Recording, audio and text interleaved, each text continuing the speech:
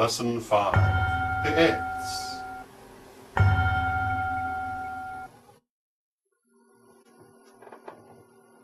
One of the most fundamental aspects of Wiccan thought is the importance of the four Airts.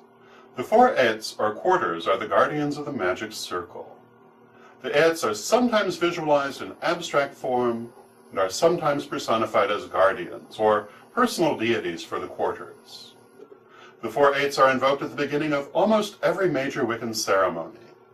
The Airts represent the totality of existence and the furthest extent of being.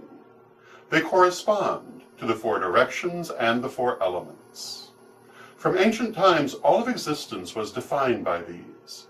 The universe was believed to stretch outwardly toward the four directions and to be composed inwardly of the four elements. By invoking the four Airts, then, we symbolize our connection to all things that exist. Aert is a Scottish word meaning something to the effect of wind. Throughout history, the four directions have often been represented by the four winds, especially in classical times. The Airts take their elemental correspondence from the character of the prevailing winds of the region, and so the relationship between direction and element varies according to different systems.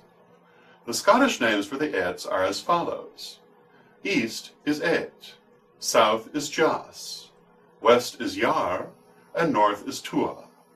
These were the guardians of the directions who mark the extent and nature of existence, and who define the limits of the magic circle. Clockwise movement in the circle is called jostle, or southward, and is used to raise or charge energy. Counterclockwise movement is called tool, or northward. Counterclockwise movement in the circle is used to cleanse or release energy. The normal Wiccan correspondences of Airts to elements are as follows. East, air. South, fire. West, water. North, earth. The origin of these is based on the prevailing winds of Britain, but they are commonly used by Wiccans the world over today.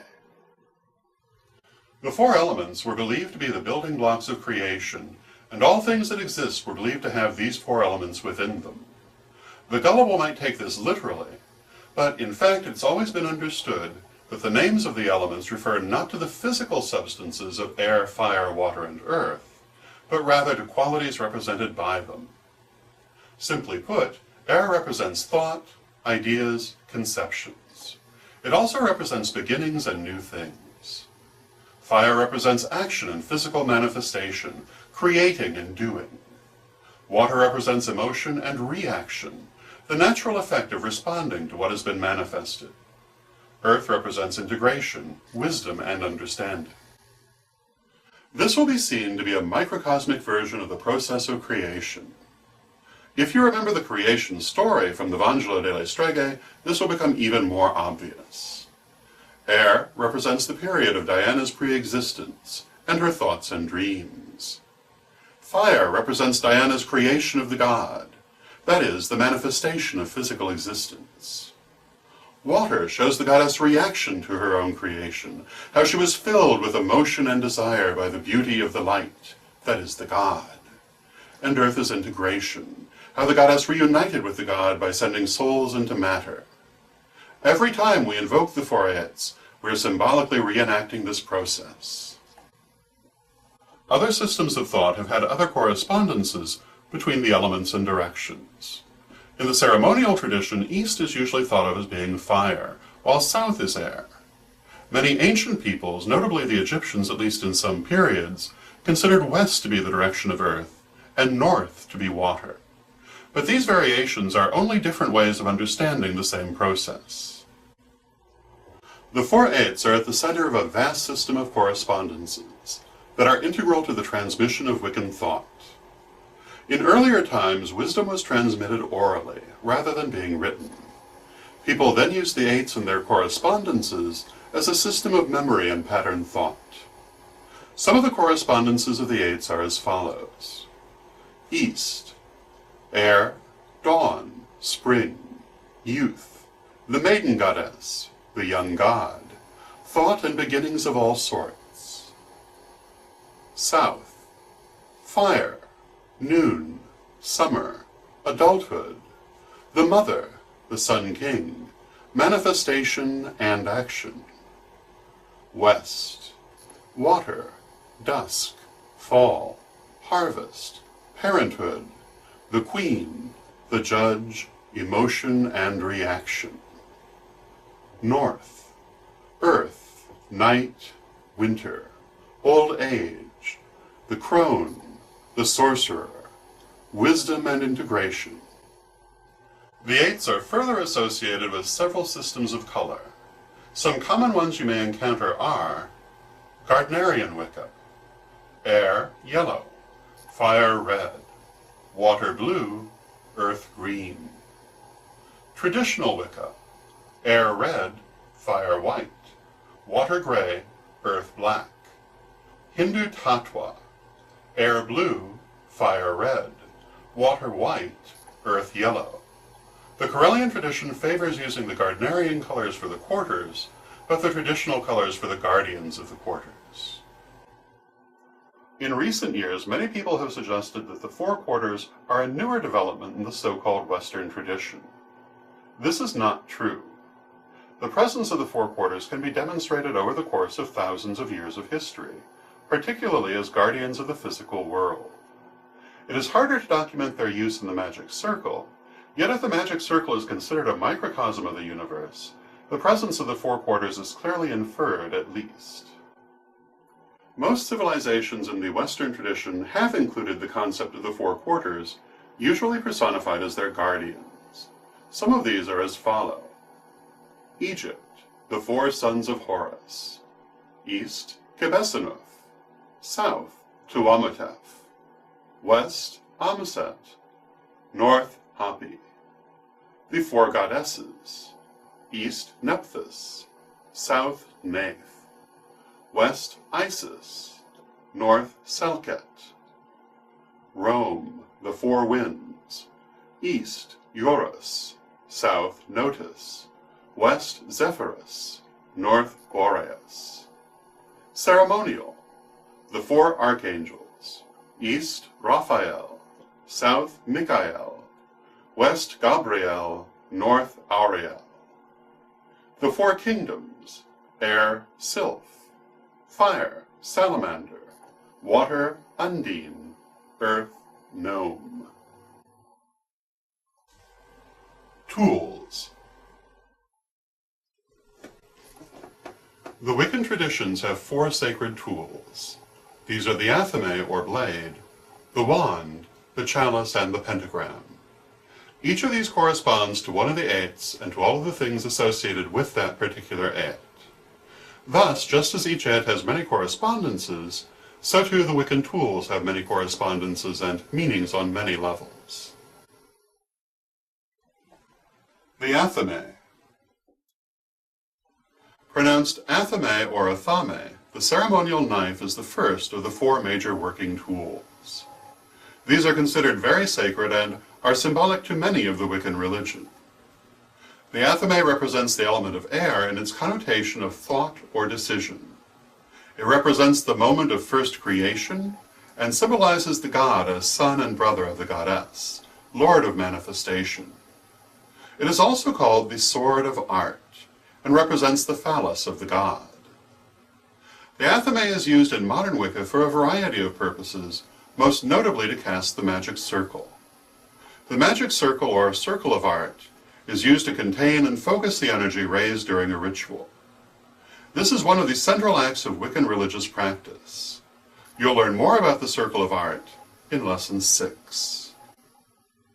At one time, several different sorts of ritual knives were in use, and these were differentiated by the color of their hilts. Most common were the athame, which had a black hilt, and the boline or borin, which had a white hilt. The athame was used to cast the circle, cut herbs, and so on. The boline was used in the creation of magical artifacts.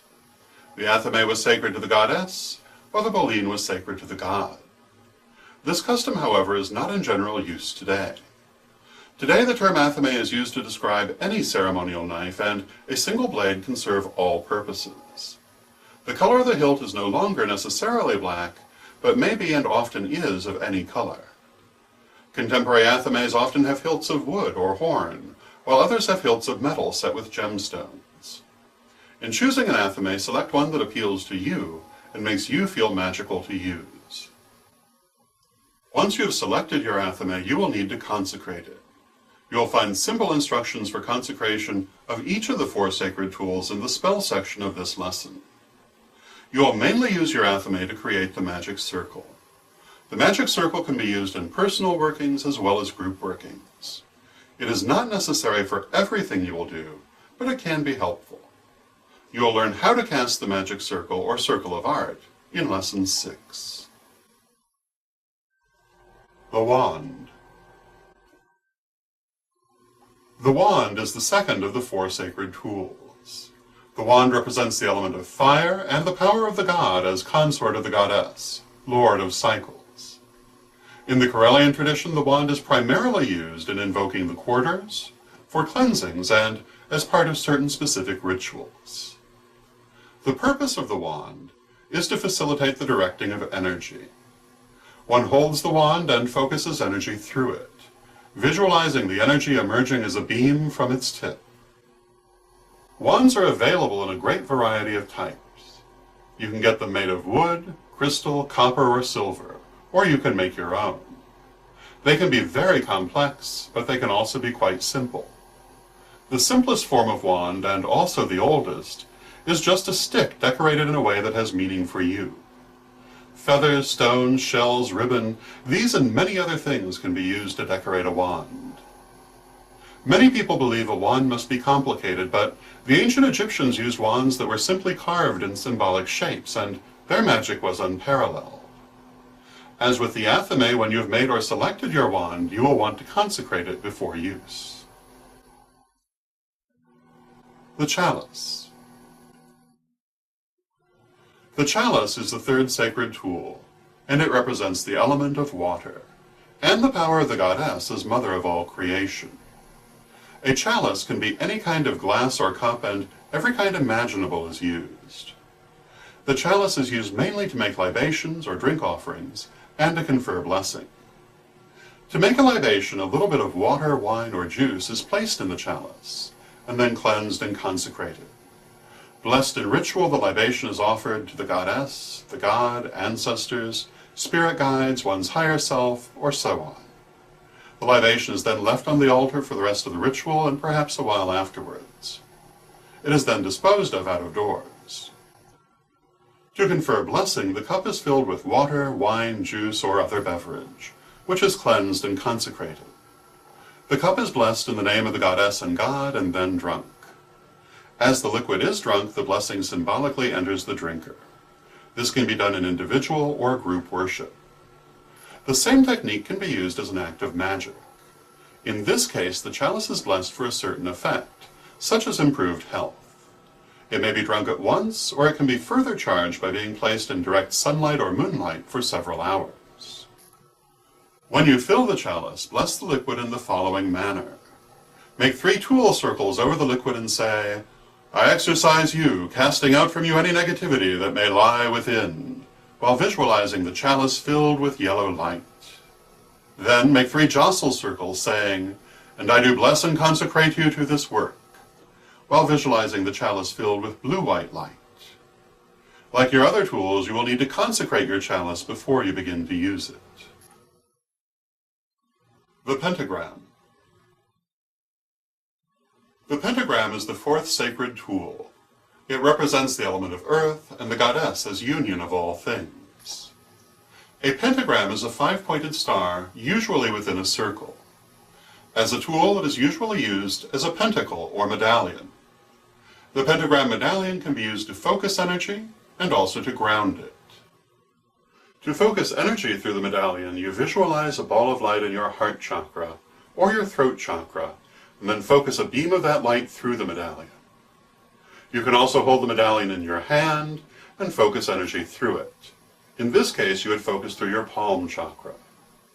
You can also pull the energy down through your crown chakra and focus it through the medallion. To ground energy, you place both hands over the medallion and release into it, visualizing all excess energy going into the medallion. Then you must cleanse the medallion under running water. You'll learn more about how to do these things in future lessons. As with the other sacred tools, you will need to consecrate your pentagram medallion before use. The pentagram is a very ancient history. In Egypt, the five-pointed star was called Tuwa and represented the divine power and magic in general. The five-pointed Tuwa star in a circle was called Tuwat and represented the spirit realm. In Greece, the five-pointed star was the symbol of Pythagorean thought. The Pythagoreans called it the pentalpha, or 5 A's, because it could be broken down into 5-letter A's. The Pythagoreans considered it very sacred that the pentalpha could be drawn with a single line, and they extrapolated all manner of mathematical and metaphysical theories from it. The Pythagoreans also marked the pentalpha on their palms as a sign of identification. To this day, to have a natural pentagram marked in the lines of the palm of the hand is considered in palmistry to be a sign of extreme magical potency. The pentagram is said to represent the 4 elements together with the 5th element, which is spirit. It is also said to represent the human form with arms and legs outspread.